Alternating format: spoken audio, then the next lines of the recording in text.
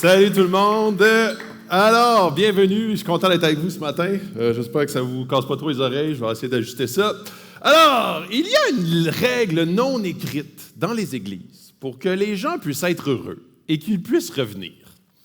Il ne faut jamais parler de 3 sujets: la politique, l'argent et l'enfer. Ce matin, j'ai une bonne nouvelle.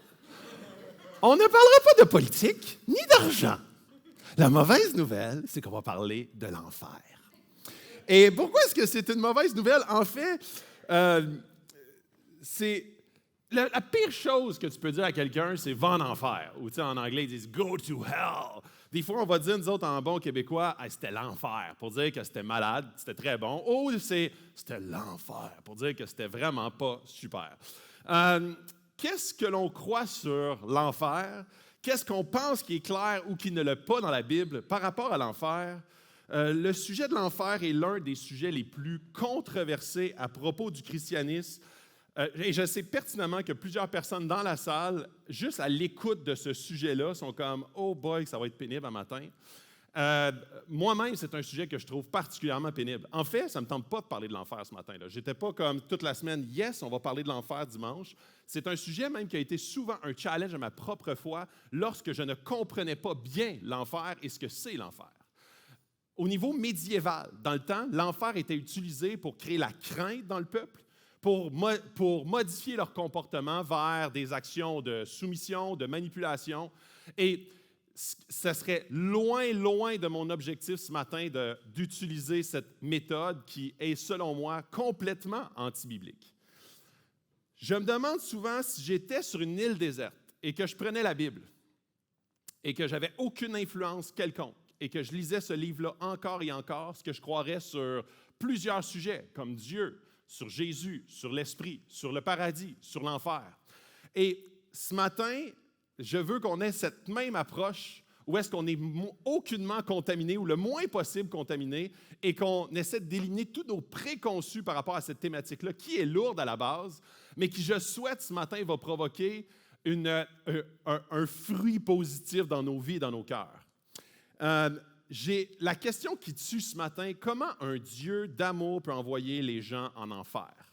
Et ça, c'est une question qui revient. Même moi, souvent, quelqu'un qui n'est pas croyant me dit « Hey Philippe », quand je dis que je suis chrétien, il dit « Ah, OK, cool, super, tu sais, Jésus, amour, pardon, tout ça, paix. Mais fais juste me rassurer, tu ne crois pas à paradis, enfer, ces affaires-là, là? » Et là, je réponds « Oui. » Et je suis sûr que vous êtes déjà retrouvés dans cette même situation. Ou est-ce que tu dis oui, mais avec un oui en lettres minuscules, tu sais? Style oui, puis sérieux. Puis après ça, comme il y a un malaise dans la discussion, il y a comme un arrêt même de la discussion, c'était là, OK, bon, on va parler du Canadien ou d'autre chose, parce que c'est sûr que ça finit mal. Et ce malaise-là vient, tu sais, c'est tellement drôle parce que ce malaise-là vient de notre propre malaise vis-à-vis quelque chose qu'on a de la difficulté à comprendre. Et c'est pour ça que ce matin, je veux adresser des questions de front et je veux adresser surtout c'est quoi l'essence même de l'enfer. Et vous savez, quand on dit comment un Dieu d'amour peut envoyer les gens en enfer, moi, si j'étais Dieu, je ne ferais pas ça. Mais si j'étais Dieu, je n'aurais pas non plus envoyé mon Fils unique mourir pour l'humanité.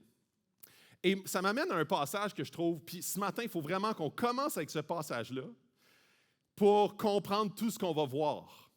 C'est dans Isaïe qui dit « En effet, vos pensées, verset 8, vos pensées ne sont pas mes pensées, mes voix ne sont pas vos voix, déclare l'Éternel. Le ciel est beaucoup plus haut que la terre, de même mes voix sont bien au-dessus de vos voix et mes pensées bien au-dessus de vos pensées. » Dans toute notre tentative ce matin pour comprendre Dieu vis-à-vis de l'enfer, on ne comprendra pas tout, je vous le garantis. On ne comprendra même pas 1 ou 2%. Dieu nous a laissé des traces. De la même chose par rapport au paradis, j'en ai parlé l'année passée. De la même façon qu'on a quelques brides d'indices, Les pensées de Dieu sont beaucoup, beaucoup au-delà de nos pensées. Puis ce serait impossible, même après des centaines d'heures d'études, des milliers d'années à essayer de comprendre le Dieu de l'infini, ce serait impossible. Ça ne me tente pas du tout ce matin de parler de l'enfer, mais c'est hyper, hyper important et crucial pour notre foi, pour notre juste conception de Dieu, de la façon que j'interagis avec les gens dans mon quotidien et la façon que je vois ce monde. C'est comme un peu parler de l'enfer, c'est comme de regarder un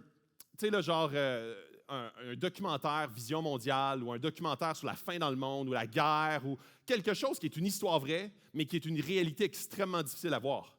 En fait, ça ne me tente jamais de voir ça, mais je sais que c'est vrai.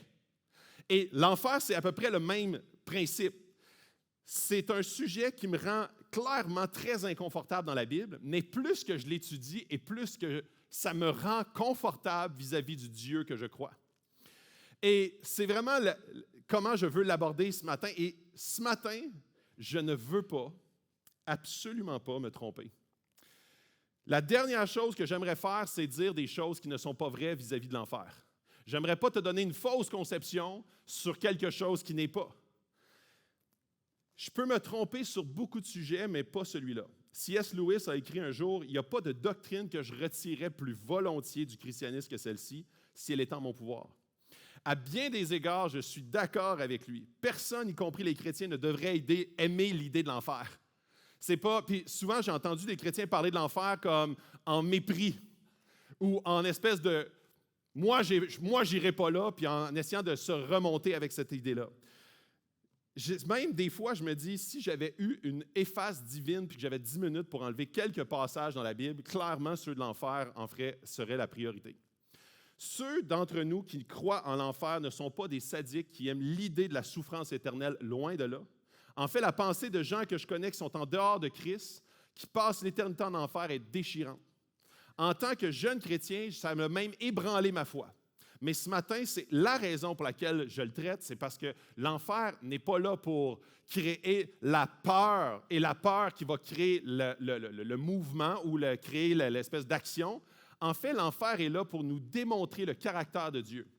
Et avant de juger mes propres propos en ce moment, je vous invite à être patient jusqu'à la fin. OK? L'enfer est une réalité difficile, mais c'est quelque chose que la Bible enseigne. Et nous ne pouvons pas comprendre pleinement Dieu et son monde à moins de nous y attaquer de front. Ceci dit, pourquoi on parle de l'enfer ce matin? Parce que Jésus en parle plus que quiconque dans toute la Bible, parce que ça apparaît à plusieurs endroits dans la Bible. Paul, Pierre, l'Apocalypse en parle. Le mot enfer, ce n'est pas lui qui apparaît le plus souvent. En fait, il y a toutes sortes d'autres termes qui apparaissent pour parler de l'enfer. On parle de feu éternel, punition éternelle, ténèbres éternelles, géhenne. On parle aussi de destruction éternelle, ténèbres, abîme, lac de feu, lieu de tourment. En tout cas, la trame de fond, c'est que ce n'est pas un endroit super intéressant. Lorsque les gens me demandent si je crois dans l'enfer, et c'est quoi mon opinion, je leur réponds que probablement l'image dépeinte par la Bible de l'enfer est une métaphore. Et là, je vois une espèce de grand soulagement dans les yeux des gens. Ouh! Et là, je dis, sûrement que les métaphores utilisées dans la Bible pour décrire l'enfer, en fait, la réalité est beaucoup pire. Et c'est ça que je veux qu'on parle ce matin. Alors, je veux prier, d'accord? Et vous comprendrez pourquoi je veux prier. Dieu, je te demande que ce matin, tu puisses nous donner, par ton esprit, une juste vision de qui tu es. On veut apprendre à te connaître ce matin, Dieu. Que tu puisses remplir cette salle de ta présence et qu'on puisse ouvrir ta parole avec un profond respect du Dieu créateur de l'univers, le Dieu 3 fois saint, le Dieu qui aime d'un cœur tendre, entier, un Dieu qui a été prêt à envoyer son Fils unique mourir pour chacun d'entre nous, mais qui est un Dieu qui est loin d'être bonasse et un Dieu juste, qui déteste, haït le péché plus que tout. Et Dieu, je te demande que ce matin, tu puisses ouvrir nos yeux spirituels pour qu'on puisse te voir, te comprendre une infime partie de qui tu es et qu'on puisse t'aimer davantage ce matin. Que ceux qui ne te connaissent pas ou qui n'ont pas fait ce pas d'aller vers toi, qu'ils puissent te chercher, à vouloir te découvrir davantage. Que ceux, Seigneur, qui qui ont un désir de compromis dans leur vie, qu'ils puissent voir à quel point tu n'es pas un Dieu qu'on peut juste soudoyer. Tu es un Dieu juste, parfaitement juste, mais parfaitement amour. Et c'est ce Dieu qu'on veut adorer, dont ton Fils compris. Amen. Alors, qu'est-ce que l'enfer? L'essence de l'enfer est de façon primaire et primordiale relationnelle. C'est une séparation d'avec Dieu. Et ça, c'est l'élément que vous devez retenir en début de parcours pour comprendre le restant de ce que je vais dire aujourd'hui. L'enfer dans la Bible est un lieu de bannissement, de séparation de la personne la plus grandiose, magnifique, glorieuse de l'univers, Dieu. Dans Isaïe 48, verset 22, « Mais a dit l'Éternel, il n'y a pas de paix pour les méchants. » Dans Ecclésiaste 6,6, « À quoi bon vivre 2 fois 1000 ans si on ne goûte pas au bonheur? Finalement, tous ne s'acheminent-ils pas vers un même lieu? L'homme ne peine que pour satisfaire ses besoins et pourtant ses besoins ne sont jamais satisfaits. » Dans ces deux passages-là, quand on pense à la séparation d'avec Dieu, souvent on pense à la séparation avec Dieu comme si Dieu va être comme une personne dans la maison que je vais habiter pour l'éternité. Mais en fait, quand on pense même à ce monde, qu'est-ce qui est plaisant dans ce monde? En fait, c'est une grâce de Dieu. Quand on est au soleil ou qu'on voit les feuilles, puis là, ça, c'est comme un running gag avec ma femme, elle peut dire à peu près 25 fois ces temps-ci, « Ah, c'est beau, cet arbre-là qui est rouge. » Puis un autre qui est jaune, puis un autre qui est rouge-jaune. Puis là, elle dit ça 10, 15, 20 fois par jour. En fait, toutes ces belles choses-là, tous les moments de bonheur, la nourriture qu'on se délecte, c'est une grâce qui vient de Dieu. Okay? Et de la même façon que je parlais dans le paradis, qu'on ne peut comprendre à quel point le paradis va être extraordinaire parce qu'on va être branché directement, sans coupure ou distorsion, à la source même de joie, de paix, de bonheur. Et là, après ça, comment est-ce que ça va se matérialiser comment est-ce qu'on va y goûter? Aucune idée réellement. En fait, on peut juste toucher une parcelle de ce que ça va être. De la même façon, quand tu es coupé de la source même, l'essence même de la relation avec ce don-là de joie, de paix, d'amour, de plénitude, ça fait que c'est extrêmement souffrant, c'est vide, c'est les ténèbres, c'est la perdition éternelle. En fait, tout ce qui est bon dans ce monde est une grâce de Dieu qui émane de sa création au départ, qui a été brisée par le péché contaminé. Et là, après ça, nous autres, on goûte des choses qui sont bonnes et on goûte des choses qui sont mauvaises, contaminées par le péché. Un jour, Dieu va justement enlever tout ce qui est péché et tout ce qui est contaminé pour qu'il ne reste que Dieu exactement comme à la création du monde, où est-ce qu'il n'y avait aucune interférence. Ça, c'est le paradis et la coupure, c'est l'enfer. Donc, l'enfer est une punition éternelle. Ce n'est pas une salle de torture. Et vous allez comprendre la différence. La punition de l'enfer est la séparation ultime et définitive avec Dieu, apportant la honte, l'angoisse, le regret, le vide. Et parce que nous aurons à la fois un corps et âme dans l'état ressuscité, la misère vécue peut être à la fois mentale et physique. Mais la douleur qui est subie sera due au chagrin du bannissement final, ultime et sans fin de Dieu. Son royaume, la bonne vie pour laquelle nous avons été créés en premier lieu. C'est cette coupure d'avec la source. Question, est-ce que tout le monde souffre de la même manière en enfer? Et ça, c'est une question que je veux répondre parce que, puis je vais avoir plein d'objections comme ça où est-ce qu'on dit, c'est quoi la justice de l'enfer? Et là, je vais toujours prendre des versets qui nous tracent la réponse à ces questions. Et je vous le dis, il faut absolument. Ce matin, je ne suis pas en train de dire si l'enfer fait du sens pour toi ou non. OK? Je suis en train ce matin de t'amener. Commence par le fait, OK? Puis ça, on appelle ça en apologétique. L'apologétique, c'est la défense de la foi. Puis ce matin, une des façons d'aborder l'apologétique, c'est ce qu'on appelle le préconçu. Avoir le préconçu comme quoi Dieu existe. Et par la suite, on étudie la doctrine de l'enfer. Si ce matin, puis là, souvent, les apologétiques, les gens qui font de l'apologétique vont dire « Je vais te prouver que Dieu existe, puis après ça, je vais parler de l'enfer. » Ce matin, je ne vais pas te prouver que Dieu existe. Ce n'est pas le sujet de ce matin. Alors, si, supposons, tu arrives ici pour la première fois et tu dis « Moi, je ne crois même pas que Dieu existe, puis tu me parles de l'enfer », ça va être impossible parce que moi, je vais prendre beaucoup d'éléments. Pourquoi, si Dieu existe, si Dieu existe avec la conception de Dieu totale, selon qui il est, pourquoi l'enfer fait du sens et pourquoi il ne fait pas du sens. Donc, on va commencer avec ce préconçu-là. Et vous allez voir de quelle façon ça prend du sens plus qu'on avance dans ce préconçu-là. Notre sens de la justice à tous et chacun exige que les méchants soient tenus responsables de la façon dont ils ont fait du mal aux autres. En ce sens, l'enfer pourrait être une sanction appropriée pour certains, mais vraiment pas pour d'autres. Vous êtes d'accord avec moi que si on disait, OK, est-ce que Hitler mérite l'enfer? La plupart d'entre nous seraient tous d'accord pour dire, tout à fait. Puis on serait comme, tu pourrais prendre 2-3 enfers sur toi. Parce qu'il a fait du mal. Alors, ça serait, en notre sens, complètement déséquilibré ou injuste si Adolf Hitler avait la même conséquence que quelqu'un qui a mené une bonne vie, mais il n'a pas choisi Dieu. Cependant, cela viole notre sens de l'équité. Il semble injuste que tout le monde soit à être soumis aux mêmes conséquences. En fait, dit-il, tout le monde ne vit pas l'enfer de la même manière. La Bible enseigne qu'il y a différents degrés de souffrance et de punition.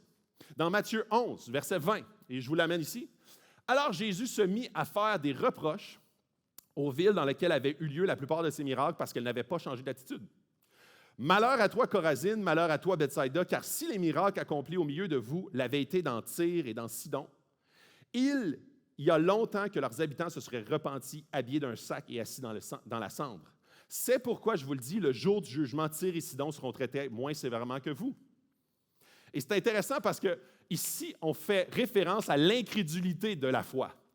Donc, on fait référence au fait que des gens ont été confrontés à de la foi, à des miracles, et qui ont resté le cœur dur. Et ça, je trouve ça tellement fantastique parce que ça nous enseigne sur la justice de Dieu, même dans les moindres détails. Un chrétien, ou en fait quelqu'un qui a été présenté ou confronté très souvent à la vérité de l'Évangile et qui a resté dans son choix de dire « Non, moi je veux rester le Dieu de mon existence, je veux être mon propre Dieu », en fait, cette personne-là va être traitée plus sévèrement que quelqu'un qui a eu moins d'allusion à la foi dans son existence, exactement comme ces villes dans Tyr et Sidon. Deuxième question, la justice sera en fonction de chaque individu, point d'interrogation. Il y aura des degrés de séparation, d'isolement et de vide en enfer. Je pense que c'est important parce que là, souligne de façon principale la justice de Dieu dans les moindres détails et qui est proportionnelle. Il n'y a pas exactement la même justice pour tous ceux qui refusent la miséricorde de Dieu. Objection numéro 2. Dieu a inventé l'enfer pour punir les humains qui ne croiraient pas en lui, comme si ça allait être une salle de torture pour ceux qui ne me choisissent pas.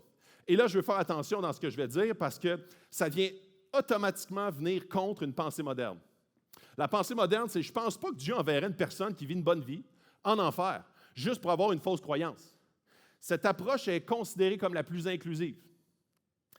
La religion universelle de l'humanité, que tous les êtres, ou la majorité des êtres humains croient, c'est « nous développons un bon dossier et nous le donnons à Dieu, une déité, à n'importe quel être supérieur, si être supérieur il y a, puis il nous le doit dans l'au-delà ». Ça, c'est comme l'espèce de pensée universelle de l'au-delà. L'Évangile, elle, ce qu'elle dit, Dieu développe un bon récit, il nous le donne. Alors nous lui devons. En bref, dire qu'une bonne personne, pas seulement les chrétiens, peuvent trouver Dieu, c'est dire que les bonnes œuvres suffisent pour trouver Dieu, ce qui n'est pas l'Évangile. Vous pouvez croire que la foi en Christ n'est pas nécessaire, ou vous pouvez croire que nous sommes sauvés par grâce, mais vous ne pouvez pas croire aux deux à la fois. C'est soit que Christ est indispensable ou que Christ est inutile. Il n'y a pas d'entre-deux.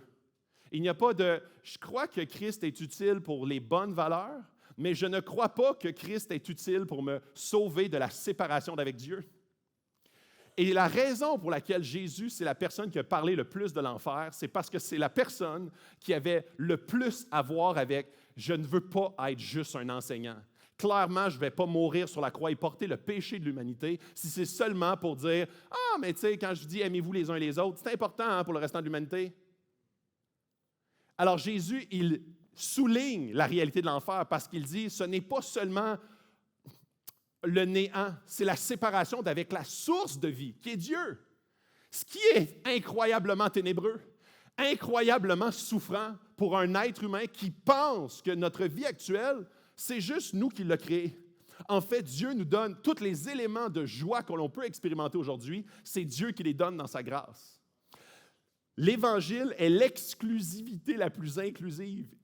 Peu importe qui vous êtes ou que vous avez fait, peu importe si vous avez été aux portes de l'enfer, vous pouvez être accueilli, embrassé pleinement et instantanément à cause de Christ. Il faut comprendre que l'enfer n'est pas une salle de torture, mais un endroit de séparation de la source ultime de bonheur pour l'éternité. On ne se rend pas compte que toute bonne chose et toute bonté et grâce et plaisir et joie viennent de Dieu. Alors, lorsqu'on est coupé de la source, ce qui reste est le vide, le regret, les ténèbres, la peine, la tristesse. Tout ce qui émane du péché aujourd'hui même. En fait, le paradis, c'est tout ce qui est, c'est tous les éléments, les parcelles de bonheur, de joie, de plénitude que l'on expérimente aujourd'hui, fois l'infini, parce qu'on est parfaitement connecté avec Dieu. L'enfer, c'est tous les éléments de tristesse, même comment est-ce. Puis là, je vous invite à penser à tout ce qui est triste sur ce monde, dans ce monde. La souffrance, la maladie, le brisement, l'amertume, la colère, tout ce qui est dégueulasse dans ce monde, extrapolé à l'infini. Quand on utilise la notion, je vais en parler plus tard par rapport au feu, pourquoi les gens sont-ils punis indéfiniment pour des crimes finis? Un Dieu aimant ne ferait-il pas en sorte que la punition corresponde au crime en ne faisant durer pas ça pour l'éternité? N'est-ce pas une question que je me pose et que vous vous posez? Ce n'est pas une torture consciente éternelle, c'est une souffrance consciente éternelle due à la condamnation de la séparation loin de Dieu. Je vais vous donner une illustration. Nous savons que la mesure dans laquelle une personne justifie une peine n'est pas en fonction du temps qu'il a fallu pour commettre un crime. Supposons que tu rentres chez quelqu'un pour voler 10 piastres et que ça te prend une bonne avant-midi pour crocheter la serrure pour finir que par rentrer. Tu voles le 10 piastres. Ça t'a pris quelques heures. Et à l'inverse, tu décides par colère, un peu comme Caïn, de tuer une personne autour de toi. Ça t'a pris 10 secondes ou ça t'a pris 4 heures. En fait, la conséquence n'a pas rapport avec le temps passé à faire cet élément. Je vais vous donner un exemple encore plus conscient, un peu plus concret. Richard Ramirez, un meurtrier des États-Unis, a été condamné à 19 peines de prison pour le meurtre et des viols de gens, qui a pris quelques minutes durant sa vie qui était finie, mais lui, il a 19 peines de prison à vie à purger. Bernie Madoff, qui a fait un des plus gros scandales financiers aux États-Unis en fraudant plusieurs centaines de personnes, a 150 ans de prison à passer. On le sait que possiblement, il ne vivra pas cela. Mais déjà, dans notre collectif de justice humaine, l'élément de la longévité que tu vas passer en prison n'est pas relié à la durée de ton crime. Et cela nous amène au deuxième point. Quelle est la chose la plus odieuse qu'une personne puisse faire dans cette vie? Tuer quelqu'un, tuer un enfant, violer, ça, c'est les éléments qui viennent en tête. Sans aucun doute, tout cela est horrible. Horrible, horrible. Mais ils pâlissent à la lumière de la pire chose qu'une personne puisse faire, qui est de se moquer, déshonorer, de refuser d'aimer la personne qui nous devons absolument tout, qui est notre Créateur, Dieu lui-même. Le Dieu 3 fois saint, le Dieu glorieux, tout-puissant de l'univers. Vous devez comprendre que Dieu est infiniment plus grand dans sa bonté, sa sainteté, sa justice que quiconque. Pensez qu'une personne pourrait passer toute sa vie à l'ignorer constamment, se moquer constamment de lui par la façon dont il choisit de vivre en disant « Je me fiche complètement de ce que vous m'avez mis ici pour faire. Je me fous de tes valeurs, de la mort de ton fils. Je vais ignorer tout cela. » C'est le péché ultime. Et le seul châtiment digne de cela est le châtiment ultime qui est la séparation éternelle avec Dieu. Alan Gomez, qui est un théologien, l'a souligné, la nature de l'objet contre lequel le péché est commis, ainsi que la nature du péché lui-même, doivent être prises en compte pour déterminer le degré d'horreur de l'action. Lance une roche à un écureuil, ou à un chien, ou à ta mère, ou à une police, ou à François Legault, ou Joe Biden. Je te garantis que les conséquences seront très différentes. En fait, ça m'est déjà arrivé. Okay? Je me confesse, j'ai déjà lancé une balle de golf à une marmotte. Mais elle était loin, puis je me dis, je ne la pognerai jamais. J'ai lancé ça, puis ça y a pogné le nez. Puis là, elle a fait, oh là, je suis devenu le cœur brisé. Mais je vous le garantis que si cette même balle de golf, dans le terrain de golf, c'était Joe Biden, le président des États-Unis, puis j'aurais fait, je ne le pognerai jamais. Puis là, ça pogne son nez. Pow! Je vous le dis que ça n'aurait pas juste été un petit malaise interne que j'aurais ressenti. Mais j'aurais sûrement passé pas loin de toute ma vie dans une prison de la CIA à Guantanamo. La personne contre qui tu fais l'action influence énormément la conséquence que tu vas être infligé. Le plus grand commandement de Dieu est « Aime ton Dieu de tout ton cœur ». Le plus grand commandement.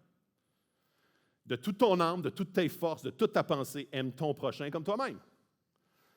Donc, le plus grand péché, c'est de ne pas accomplir le plus grand commandement. Aux États-Unis, le crime le plus grave est le meurtre, passible de la sanction la plus sévère qui est d'être séparé de la société pour la prison à vie. Et il semblait y avoir une certaine logique de dire que de violer la loi ultime de Dieu devrait entraîner la sanction ultime de Dieu, qui est d'être séparé de Dieu et de son peuple pour l'éternité. Une autre question, très, très délicate. Je vais boire un petit peu d'eau. Est-ce que les enfants vont en enfer? Dieu est juste, il est parfaitement juste. À mon avis, selon ma compréhension des Écritures, il n'y a certainement personne en enfer qui, s'il avait eu la chance de devenir adulte, aurait choisi d'aller au paradis. Personne n'ira en enfer simplement parce qu'il n'avait pas besoin, qu'il avait juste besoin d'un peu plus de temps pour grandir, pour éventuellement rencontrer Dieu. En outre, dans la Bible, les enfants sont universellement considérés comme des figures de style pour le salut. Je vais vous donner des exemples. Dans tous les textes où les enfants sont utilisés en ce qui concerne l'au-delà, ils sont utilisés comme image d'être sauvés. Il n'y a aucun cas où les enfants sont utilisés comme des figures de damnation. Dans 2 Samuel 12, 23, c'est David qui parle de son enfant et il prie, il jeûne pour qu'il soit sauvé. Et quand il décède, voici ce qu'il dit. « Maintenant qu'il est mort, pourquoi jeûner? Puis-je le faire revenir? C'est moi qui irai le retrouver, mais lui ne reviendra pas vers moi. » Il fait mention, et son enfant n'était pas né. Et il fait mention d'un jeune enfant qui va être retrouvé dans l'au-delà. Et quand je dis que Dieu est parfaitement juste, Dieu n'est pas pogné dans le temps comme nous le sommes.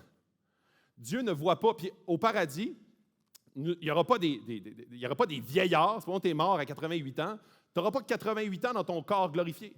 Comme un enfant n'aura pas 6 mois dans son corps glorifié. Donc, et Dieu n'est pas pogné dans le temps. Et quand je dis que Dieu est juste, je n'ai pas un passage qui dit « Pour les enfants, entre tel âge et tel âge, il y aura, et pour les vieillards, et pour... » Il n'y a pas de cas de figure comme ceux-là. On a seulement l'indication comme quoi Dieu est parfaitement juste. Il connaît les cœurs. Il connaît même le futur potentiel de... Il n'est pas un Dieu qui est comme « Ah, OK, j'espère qu'il va vieillir, puis éventuellement qu'il va me rencontrer. » Dieu connaît tout. Dieu est entièrement juste et il n'est pas figé dans le temps. Donc, nos propres limites, même humaines, intellectuelles, Dieu ne les a pas. La compréhension réelle de l'enfer est cruciale pour comprendre aujourd'hui notre cœur, comment vivre dans ce monde en paix et pour comprendre l'amour de Dieu. Et je veux vous amener dans un passage où est-ce qu'on va s'y attarder un petit peu plus, qui est un passage qui se retrouve dans Luc 16, verset 19. Il y avait un homme riche. Et en fait, c'est une parabole que Jésus raconte pour parler de l'enfer. Et il y avait Lazare et le riche. Vous connaissez cette parabole? Alors, prenez vos Bibles, on va dans ce passage dans Luc 16, 19. Il y avait un homme riche qui était vêtu de pourpre et de fin lin et qui chaque jour menait une joyeuse et brillante vie. Un pauvre, nommé Lazare, était couché à sa porte couvert d'ulcères, désireux de se rassasier des miettes qui tombaient de la table du riche, et même les chiens venaient encore lécher ses ulcères. Le pauvre mourut, et il fut porté par les anges dans le sein d'Abraham. Le riche mourut aussi, il fut enseveli. Dans le séjour des morts, il leva les yeux, et tandis qu'il était en proie au tourment, il vit de loin Abraham et Lazare dans son sein, qui est une paraphrase pour dire le paradis. Donc, je veux qu'on commence. C'est intéressant parce que c'est la seule parabole qui fait mention d'un prénom. Et là, les théologiens ne s'entendent pas pour dire est-ce que c'est un fait vécu ou c'est une parabole complète. Alors, on voit Lazare qui a un nom, mais le riche qui n'a pas de nom, c'est un riche. La seule parabole, donc on pense que c'est une histoire vraie. Si Jésus avait préconisé l'histoire de cette approche, il y aurait eu 2 caractères avec un nom. Le riche aurait eu un nom et Lazare aurait eu un nom. Mais c'est voulu. Le riche n'a pas de nom. Un avec un nom et l'autre pas de nom. C'est un no-name. En Israël, en ce temps-là, puis là, je vous donne ça comme info, vous allez voir, je vais revenir là-dessus après. En Israël, à ce temps-là, l'homme riche ne pouvait pas être un athée. Et pourquoi je dis ne pouvait pas être un athée? Tous les Juifs étaient de religion judaïsante. En fait, ils étaient exclus de la ville si ce n'était pas le cas. Donc, ils étaient croyants de gré ou de force. Croyaient en quoi? Dans le Dieu de la Bible, obéissaient à la loi de la Bible, mais se retrouvent en enfer sans nom. Pourquoi? Et là, on arrive, puis ça c'est vraiment intéressant, on a quelqu'un il se retrouve en enfer et je crois que c'est vraiment voulu de la part de Jésus, il se retrouve sans identité. En fait, coupé de la seule personne susceptible de t'amener ton identité, Dieu lui-même. En enfer, tu n'as plus d'identité, tu es en quête de ton identité, qui a été perdue, parce que même ici, notre quête ultime est ce qu'on appelle pour les philosophes le sonum bonum. Le sonum bonum, c'est pourquoi tu vis. Quelle est la chose que tu accordes le plus de valeur? Quelle est la chose qui donne un sens à qui tu es? C'est la chose la plus importante dans ton existence. Et si je te disais, quelle est la chose la plus importante dans ton existence? Ça serait peut-être ta famille, ça serait peut-être ton travail, ça serait la réalisation, ça serait quelque chose qui émane. Et la semaine passée, Jasmine nous parlait des idoles. Et très souvent, les idoles proviennent d'un désir sain. Celui d'être reconnu, aimé, celui d'avoir une communauté, celui d'être en relation. C'est un élément sain, mais qui devient malsain quand on se met à l'adorer. Donc, même notre recherche, notre quête, en ce moment, d'éléments de signification qui est notre sonum bonum, proviennent à la base d'un désir sain, implémenté par Dieu dès la création du monde. L'être humain est profondément relationnel. Profondément relationnel, il est en relation avec son Dieu. Et cette relation-là, elle n'est pas pernicieuse pour lui. Elle est parfaite. Elle n'est pas teintée par le péché. Quand le péché est venu dans le monde, ce désir relationnel-là s'est transformé en jalousie, en rancune, en amertume. S'est transformé en jalousie possessive. S'est transformé en toutes sortes d'autres éléments qui sont venus créer des idoles dans nos vies qui finissent que par détruire l'être humain. Donc, ici, ce qui est intéressant, c'est que le riche n'a aucune identité en enfer parce qu'il continue à chercher son identité. Il n'en a plus. Il n'a plus la source même pour la trouver. Quelle est la chose pourquoi tu vis? Qu'est-ce qui donne un sens à ta vie? Le riche, c'était le statut social et les richesses. Quand tu perds tout, tu n'es plus rien, plus d'identité. Quand tu perds tout, ce que tu croyais être ton tout, tu n'es plus rien. Søren Kierkegaard, je ne comprends pas tous les écrits qu'il a écrits, mais c'est un théologien des années 1900, et il définit le péché d'une façon extrêmement pointue et très intéressante. Il écrit: le péché est de construire ton identité sur n'importe quoi d'autre que Dieu. Le péché, le péché veut dire rater la cible. Mais quelle cible? C'est de poursuivre quelque chose sans jamais l'atteindre, parce que la seule chose qui te permettra de ne pas être esclave destructeur, de ne pas être un esclave destructeur, d'un élément destructeur, c'est de poursuivre Dieu. La vue traditionnelle juive, obéir à la loi de Dieu, comme les pharisiens. Dieu doit les bénir parce qu'ils obéissent à la loi. Si tu regardes à l'argent, une relation, le contrôle, les enfants, l'approbation, la carrière, le talent, les parents, le confort, le pouvoir ou n'importe quoi d'autre pour t'apporter le bonheur, tu ne le trouveras jamais. Et ça va te conduire directement à l'enfer. À une recherche incessante du Dieu, mais qui n'est pas le vrai Dieu.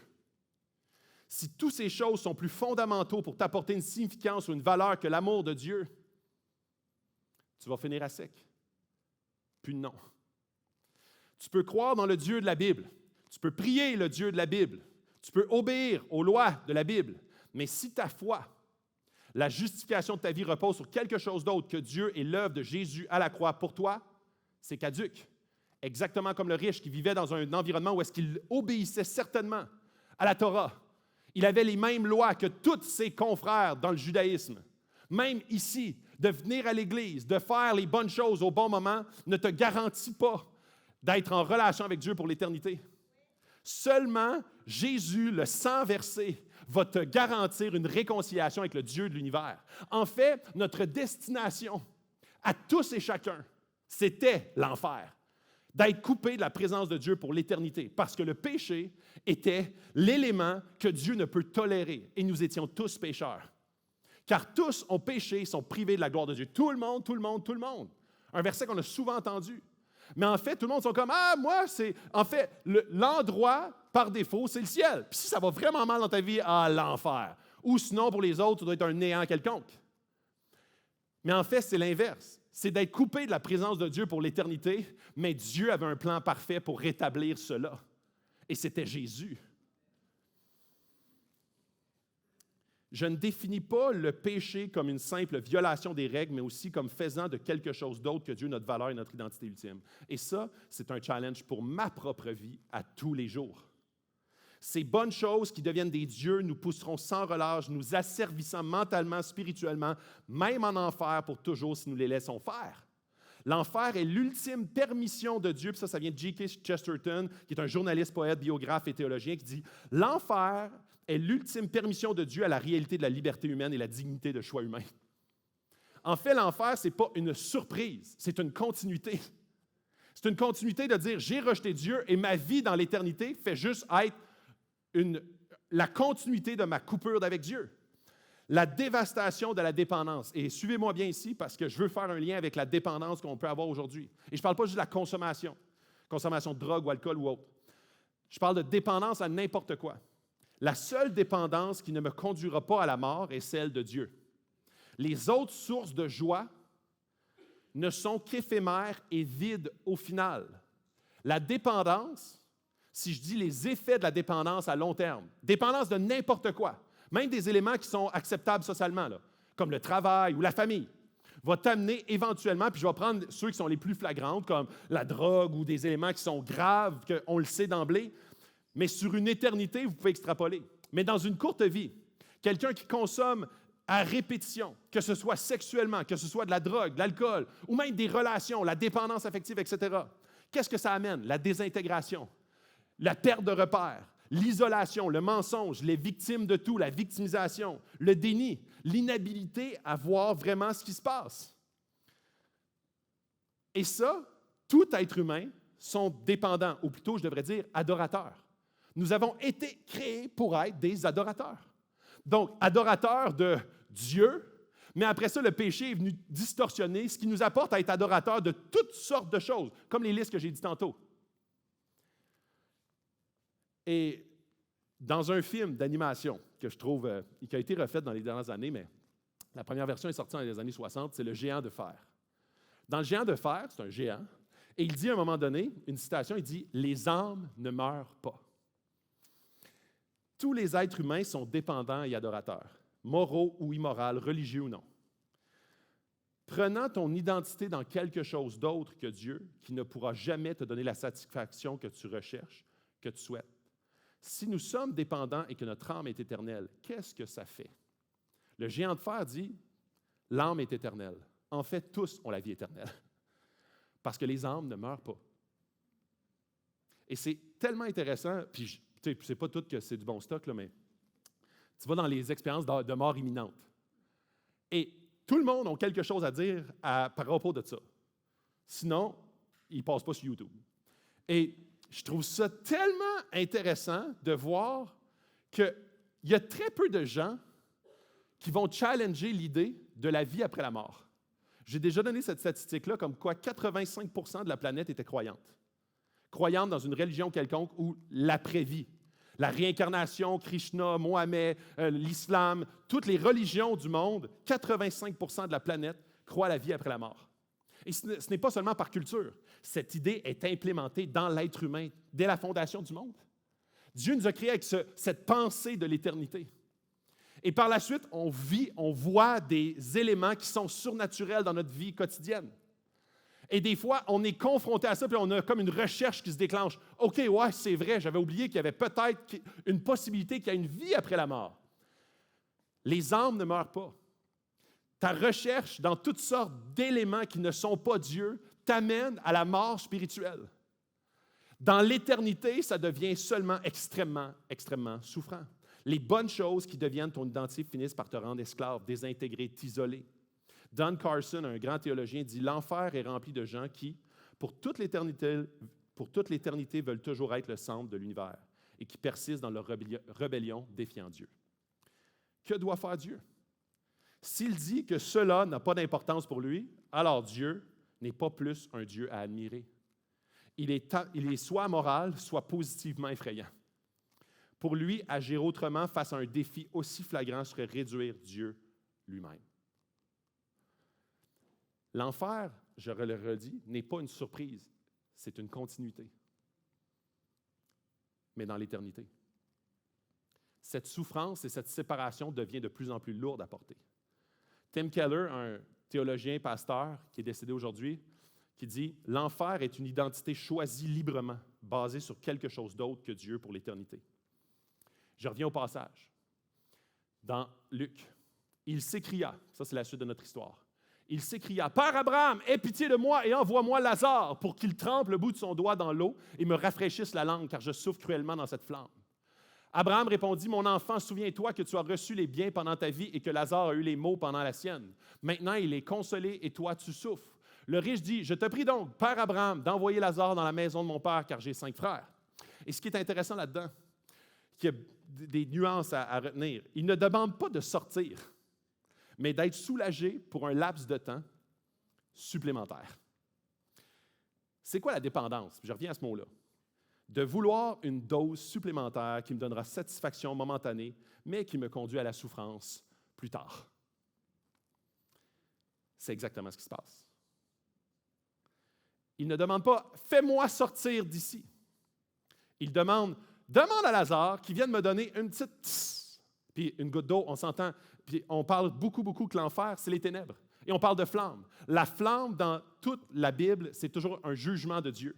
En fait, dans l'Apocalypse, on dit que Jésus va revenir avec des flammes, avec une épée dans la bouche. Et je ne pense pas que Jésus va avoir de la misère à parler parce qu'il y a une épée dans la bouche. L'épée fait référence au jugement et la flamme également. Quand on dit Dieu est un Dieu de colère qui va venir avec des flammes, ça fait référence encore une fois au jugement de Dieu. Et non pas à Puis c'est pour ça que je dis qu'il y a des éléments métaphoriques et des éléments littéraux. Il y a des éléments qui font référence. Il y a les ténèbres, mais il y a une flamme. Alors, ce n'est pas... Puis souvent, on a pensé que l'enfer, c'était des flammes, puis là, on rentrait, puis c'est la manière de voir la souffrance. Mais l'être est un... Puis là, je vous dis, nos pensées ne sont pas celles de Dieu. C'est très difficile d'expliquer l'enfer avec des termes avec une souffrance, avec des éléments de désespoir qu'on n'a jamais connus. De la même façon que c'est très difficile de connaître le paradis avec des éléments de plaisir et de bonté, de plénitude qu'on n'a jamais expérimenté non plus. Les commentateurs soulignent ceci, le riche est aveuglé et dans le déni et empreint de blâme. Viens me porter, sois mon serviteur, viens vers moi et non je veux aller vers toi. Il ne demande pas à sortir, mais demande à Lazare de venir. Il insinue fortement que Dieu ne lui a pas donné assez d'informations. Va voir mes frères pour leur dire, parce que moi, j'ai peu assez d'informations. Puis ça, C.S. Lewis dit ceci, j'aime tellement cette phrase-là, qui dit « Les portes de l'enfer sont barrées de l'intérieur ». Et c'est exactement le principe. Quelqu'un qui rejette Dieu se retrouve en perdition éternelle, mais n'est pas à la recherche de Dieu. Il est en perdition éternelle. Il est à la recherche de son identité de la même façon qu'il a été à la recherche de son identité durant toute sa vie vers non pas la bonne source, mais la mauvaise source. L'enfer est une identité, puis ça, c'est Tim Keller qui dit, je l'ai dit tantôt, C.S. Lewis, puis je donne beaucoup de citations pour que vous compreniez un peu la mentalité qui se dégage. C.S. Lewis, à long terme, la réponse à tous ceux qui s'opposent à la doctrine de l'enfer est elle-même une question. Que demandez-vous à Dieu de faire? Pour effacer les péchés passés et à tout prix leur donner un nouveau départ? Il l'a fait sur le calvaire. Il l'a fait sur le mont du calvaire pour leur pardonner. Mais il ne demande pas à être pardonné, mais plutôt de les laisser tranquilles.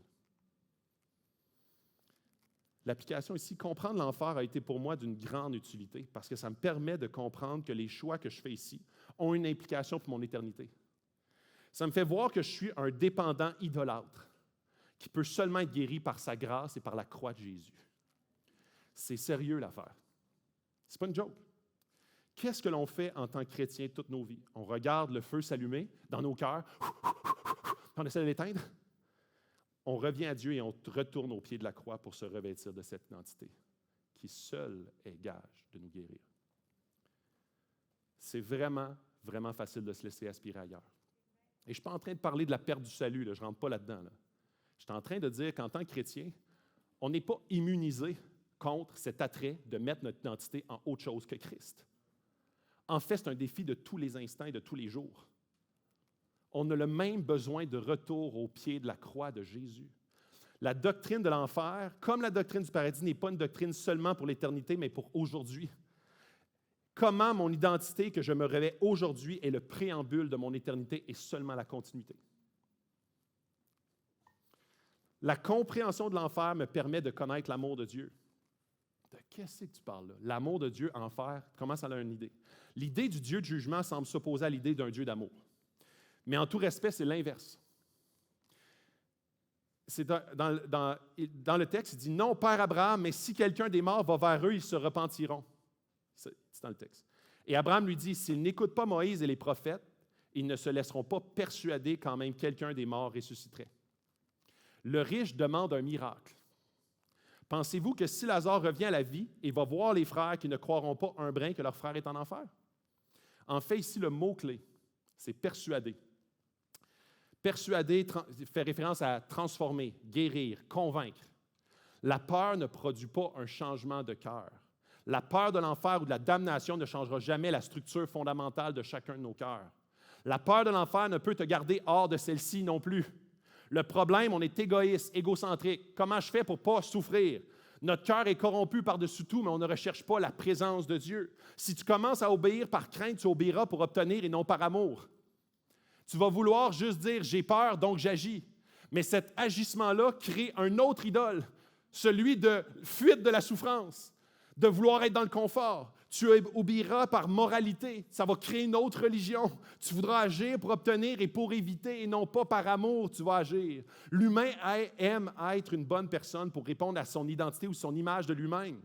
La peur de l'enfer ne pourra jamais changer la structure fondamentale de ton cœur, la repentance et la foi en Jésus. Oui. Ce qui changera la structure fondamentale de ton cœur est l'amour, un amour radical, inconditionnel et absolu. C'est une rencontre avec Dieu et son Fils Jésus. Ce n'est pas seulement de voir Jésus ressusciter, écoutez, qui va changer ta vie, mais de savoir pourquoi il est mort et ressuscité et que ton cœur soit touché. Il y a plein de monde qui ont vu Jésus ressusciter. Ce n'est pas tout le monde qui ont décidé de le suivre. Isaïe 53 dit « Il a été arraché à la vie par la contrainte », on parle de Jésus, suite à un jugement. Puis je parle pas ici, il ne parle pas du jugement de Pilate, du jugement de Dieu. Mais il a plu à Dieu de le briser par la souffrance. Bien que toi, Dieu, tu aies livré sa vie en sacrifice de réparation, il verra une descendance, il vivra de longs jours et il accomplira avec succès ce que désire l'Éternel. Pourquoi Jésus a parlé plus de l'enfer que quiconque? Parce que la croix, il l'a pris sur son dos. Il a été brisé et c'était le désir de Dieu pour réconcilier le monde avec lui. C'était justement l'histoire de rédemption de l'humanité. Jésus a pris l'isolement, la damnation éternelle, il a pris le brisement, il a pris l'abandonnement, les ténèbres pour que je puisse avoir accès à Dieu. En fait, pour que je puisse réavoir accès à Dieu qui a été brisé par le péché. La vision chrétienne de l'enfer est plus personnelle que la vision alternative. Assez souvent, je rencontre des gens qui disent « J'ai une relation personnelle avec un Dieu d'amour et pourtant, je ne crois pas du tout en Jésus. » Puis je pose la question « Pourquoi pas? » Ils répondent « Mon Dieu est trop aimant pour déverser une souffrance infinie pour le péché. » Mais alors, une question demeure. Qu'est-ce que cela a coûté à ce genre de Dieu de nous aimer, de nous embrasser?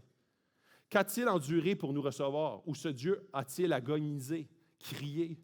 La seule réponse est « Je ne pense pas que ce soit nécessaire. » Quelle ironie! Dans nos efforts pour rendre Dieu plus aimant, nous avons rendu Dieu moins aimant. Son amour, à la fin, n'avait besoin d'aucune action. C'était de la sentimentalité, pas de l'amour du tout. L'adoration d'un Dieu comme celui-ci sera impersonnelle, cognitive et seulement éthique. Il n'y aura pas d'abandon de joyeux de soi, pas d'humble audace, pas de sens constant de l'émerveillement. Nous ne chanterions pas à un tel être, je vous le garantis. L'amour si incroyable, si divin, exige mon âme, ma vie, mon tout. Mais ça, c'est par Jésus seul. L'approche postmoderne, sensible du sujet de l'enfer est en fait impersonnelle. Il dit, peu importe ce que vous croyez en la personne du Christ, tant que vous suivez son exemple et que vous êtes une bonne personne. Mais dire ça, c'est dire que l'essence de la religion est intellectuelle et éthique seulement, pas personnelle. Et c'est le message inverse du christianisme. Dieu, c'est un Dieu personnel qui a envoyé son Fils pour avoir une relation personnelle avec toi. Si une bonne personne peut trouver Dieu, alors le noyau essentiel de la religion est la compréhension et le respect des règles. Lorsque je prêche sur l'enfer, j'essaie de montrer à quel point ce point de vue est impersonnel. Dire que toute bonne chose peut trouver Dieu, c'est créer une religion sans larmes, sans expérience, sans contact, sans vérité. L'Évangile n'est certainement pas moins que la compréhension des vérités et des principes, mais il est infiniment plus que cela. L'essence du salut est de connaître une personne.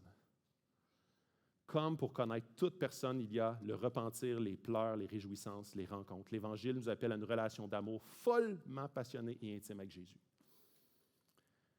C'est ça le cœur du vrai salut. Je vais inviter l'équipe de louange, je vais terminer. Il n'y a pas d'amour sans colère.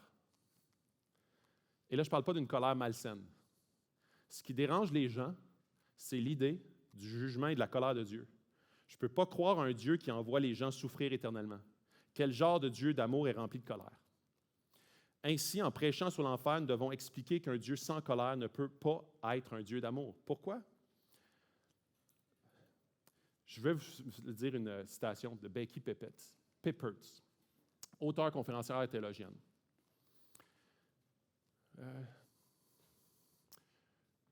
Il dit « Réfléchissez comment on se sent lorsque quelqu'un que l'on aime est ravagé par une action, une relation méchante.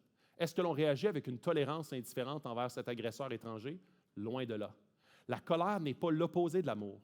L'inverse de l'amour est l'indifférence. La colère de Dieu n'est pas une explosion émotionnelle, mais une opposition puissante au cancer du péché qui ronge de l'intérieur chaque humain qui aime de tout son être. La colère de Dieu n'est pas une explosion grincheuse, mais son opposition résolue au cancer du péché.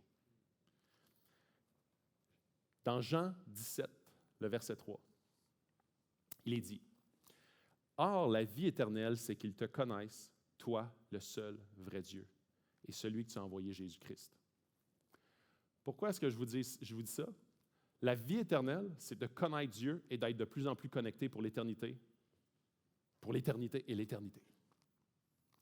L'enfer, c'est qu'il te rejette pour l'éternité et l'éternité et l'éternité. Ce n'est pas une surprise, c'est une continuité. Et c'est ce que je trouve vraiment percutant, c'est que dans le fond, même le riche qui est en enfer, qui a mis son identité toute sa vie, continue en enfer à mettre son identité sur « donne-moi juste un peu de soulagement dans le présent actuel que je vis ».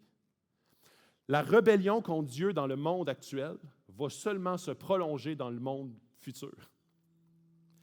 Les gens en enfer ne diront pas « Dieu, je veux me repentir et choisir Jésus ».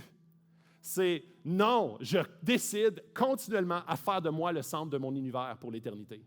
Et ça, c'est souffrant. Et ça, c'est les ténèbres. Et ça, c'est l'isolement. Et c'est la perdition éternelle. Et c'est d'être sans cœur et sans vision et sans bonté, joie. C'est d'être nourri ou pas nourri à la source ultime qui est Dieu. Et quand les gens me disent « OK, donc c'est moins souffrant », non, c'est infiniment plus souffrant. Les images dépeintes dans la Bible sont souvent celles utilisées du jugement éternel, de la colère éternelle, du feu éternel, de la géhenne. La géhenne est un lieu physique que Jésus utilisait beaucoup pour décrire l'enfer. La géhenne c'était en fait le dépotoir de la ville de Jérusalem. La géhenne était un endroit où est-ce que toutes les graisses et le sang des sacrifices qui étaient faits dans le temple étaient amenés. Et il y avait des vers à temps plein dans la géhenne. Et c'est un endroit de putréfaction et d'odeur nauséabonde. Et à un moment donné, on décrit l'enfer comme le ver qui ne meurt pas. En enfer, je ne crois sincèrement pas qu'il y aura des vers. Je ne crois sincèrement pas qu'il y aura des éléments de physique ou des éléments... En fait, les éléments physiques ne sont pas ceux qu'on s'imagine. Jésus utilisait des images que le peuple pouvait voir à quel point c'est des endroits qui sont désagréables à fréquenter, qui sont des endroits de perdition. En fait, c'était les gens qui étaient isolés de la ville se retrouvaient pour aller voir dans les déchets pour voir s'il n'y avait pas des éléments qui seraient bons. C'était des gens qui étaient en quête de pouvoir survivre. Jésus utilise à 3 reprises cette image-là de la géhenne parce que le peuple pouvait comprendre quel genre de souffrance et quel genre de perdition tu fais te retrouver dans un endroit sensiblement pareil à la géhenne. Dans nos vies en tant que chrétiens, et c'est un appel puissant à rechercher ce que Jésus voulait dire quand il nous appelait à le suivre et faire de lui le cœur de notre existence. Et pour moi, c'est infiniment humiliant de pouvoir, à chaque jour, me remettre en question devant le trône de Dieu. Dieu est beaucoup plus saint et glorieux que ce que je pourrais m'imaginer. Mes pensées ne sont pas ses pensées. C'est beaucoup plus élevé et beaucoup plus, infiniment plus élevé. L'éternité avec lui va être infiniment plus agréable et l'éternité loin de lui va être infiniment plus désagréable que ce que je pourrais m'imaginer. Une chose est sûre, c'est qu'aujourd'hui, j'ai confiance dans mon Dieu et je vais apprendre à le connaître. Et c'est un appel pour chacun d'entre nous à faire ce même choix-là, jour après jour, de faire de Jésus notre identité, notre centre, la personne que l'on recherche. Et si aujourd'hui, tu n'as jamais fait le pas vers Jésus, je te dis, ce n'est pas la peur de l'enfer qui va te conduire à lui, mais je t'invite à le rechercher. Et je prie que tu aies une révélation pas de peur, une révélation de gloire du Père aimant qui a envoyé son Fils mourir pour toi pour rétablir le pont. C'est cette révélation-là que je veux à chaque jour renouveler en moi. Cette vision d'un Dieu amour qui m'interpelle à revenir à lui par la croix de Jésus. On va se lever ensemble, on va prier, on va terminer là-dessus, puis on va passer un temps à la louange.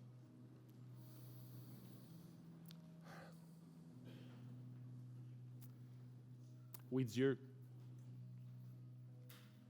on vient devant toi avec humilité, les mains vides, mais avec confiance à cause de Jésus. La seule raison pour qu'on est digne de s'approcher de ton trône, c'est à cause du sang de Jésus qui a été versé pour le poids de mon péché, pour le poids de notre péché. Dieu, je te demande que tu puisses ouvrir les yeux de nos cœurs pour que cette idée de l'enfer puisse devenir plus concrète, plus vivante, non pas pour nous éloigner de toi, mais pour s'approcher de toi. On veut vivre l'éternité en ta présence. On veut commencer aujourd'hui à faire de toi notre délice quotidien. Et que ce délice quotidien puisse se poursuivre dans l'éternité, à connecter de plus en plus avec le Dieu éternel. Dieu, que tu puisses conduire l'Église, notre Église, à plus de repentance, plus d'humilité, plus d'adoration de toi. On veut, Seigneur, que tu prennes la première place dans nos vies. On ne veut pas, Seigneur, se morfondre sous le poids de la honte, parce que c'est à cause de Jésus que je suis digne de m'approcher de ton trône. Mais on veut faire de Jésus notre roi des rois, le Seigneur de nos vies, le sauveur de notre éternité et de cette relation avec toi. Dieu, on veut dire qu'on t'aime, on veut continuer à s'approcher de toi, à t'adorer continuellement. Que tu puisses, Seigneur, fortifier notre foi. Tu dis dans ta parole que les portes de l'enfer ne prévaudront pas contre ton Église. Et Dieu, je te demande que ton Église puisse devenir plus sainte, que ton Église puisse devenir plus consacrée, que ton Église puisse, par le sang de Jésus, faire reculer le monde des ténèbres et les attaques démoniaques qui continuellement viennent nous implanter des mensonges dans notre tête pour s'éloigner de toi. On veut, Seigneur, vivre pour toi, par toi, pour le restant de nos vies, pour l'éternité, dans ton Fils compris.